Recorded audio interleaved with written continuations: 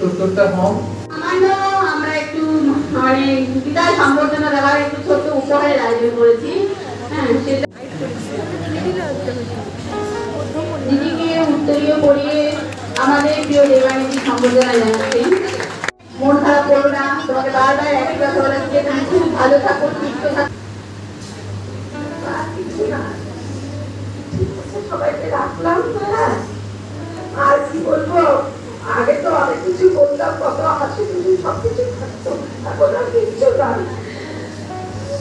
সবাই ভালো থাকো, ঠিক আছে, রাখলাম।